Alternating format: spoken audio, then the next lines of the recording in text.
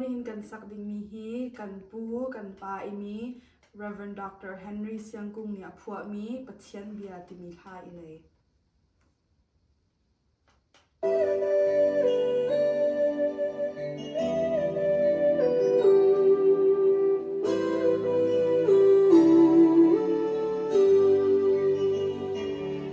Pathian bia chuan nung I a thom kam ni har vai nam na ki a har deuh mi sham tha asi lam ding bu sa tu asi Pathian bia chu zum za in na mo ban de ro nei chu ro man se Pathian bia chu a ro lai lo zum za in zum za kyang mun dai ke cha me in asi kalam cha chiao na asi phim na sham asi mi Pathian bia nghe cha mi cha long na asi rồi thấy mi cha din na asi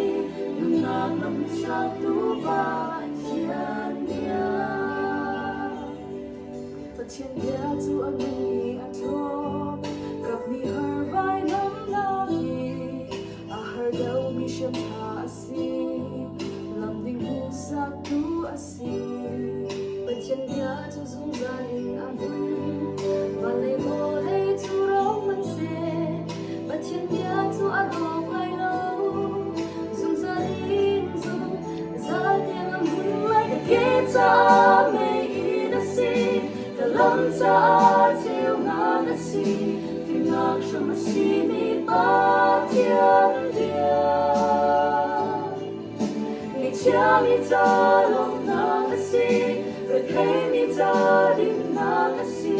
nung na nam sa tu Pathian bia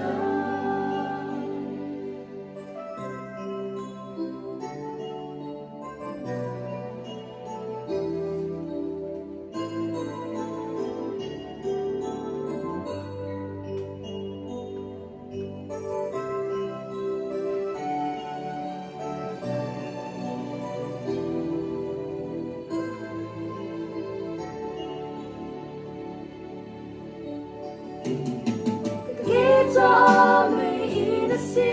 kalam cha chiao na asi phim nak sham asi mi Pathian bia nghe cha mi cha long na asi rồi thấy mi cha din na asi nung na nam sa tu Pathian bia ke cha me in asi kalam cha chiao na asi phim nak sham asi mi Pathian bia nghe cha mi cha long na asi rồi thấy mi cha din na asi